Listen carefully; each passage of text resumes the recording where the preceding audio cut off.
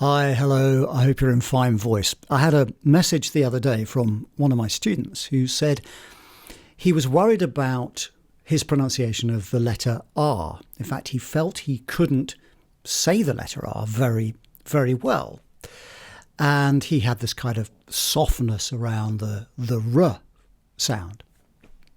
And I tried to explain to him that in English, in the English language, we have two sorts of pronunciation of the letter R. One is called rhotic and the other one is non-rhotic.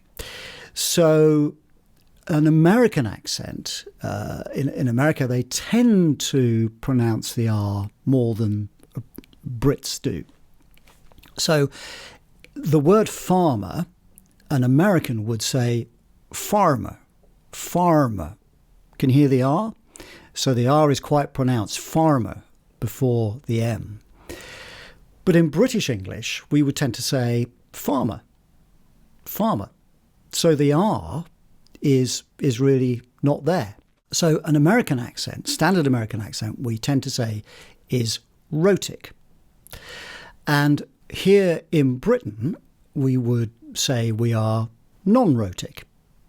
Now, there are exceptions to the rule. And one of those is that if you are living in the West Country of England, so that's Somerset, Gloucestershire, Devon, Cornwall, around there, the Southwest tends to have a much more rhotic sound than standard RP English. So they might say farmer, farmer, the rabbit, the rabbit. So the R's will be quite rolled. They'd almost be curly R's. It's kind of a bit like that. So there are parts of England specifically where it's quite rhotic. And also, I would say Scottish and Irish as well. You tend to have slightly more of a rhotic accent there. In England, though, it tends to be non-rhotic. So the R is not very strongly pronounced. And as you get down to London, the pronunciation becomes weaker. So Cockney tends to be, farmer, would be really almost not there at all. You'd have no R whatsoever. So that almost creates this wabbit sound. So instead of rabbit, it would be wabbit, wabbit, a rabbit, wabbit. And the W starts to creep in. Now, with some people, it creeps in stronger than others.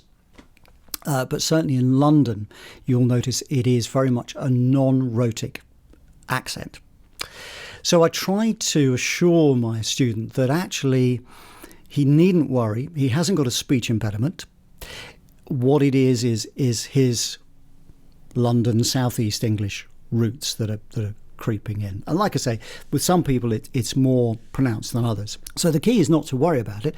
And in a way, make a feature of it. It is part of your accent. If you are non-rhotic, very non-rhotic, and you've got that kind of soft R, it's almost a W, then that's part of your USP. It's the way you sound. And I wouldn't particularly try and harden that up.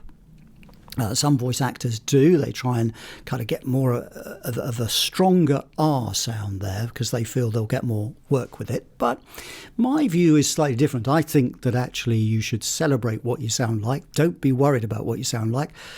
And just say, this is me, I've got soft R's, that's it. Jonathan Wass has done very well out of it. Thank you very much. So at the end of the day, it's about sticking to how you sound. Now, of course, if you do feel it is a speech impediment, then you must seek professional help from a speech therapist. But in most cases, it's not that, it's just where you were brought up.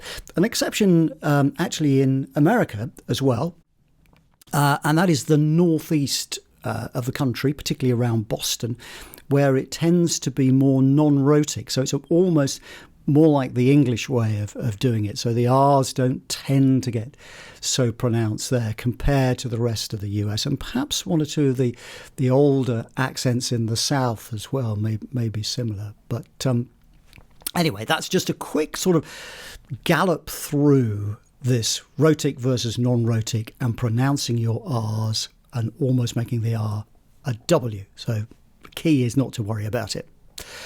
All right, thanks very much for watching today. Look after your voice and see you next time.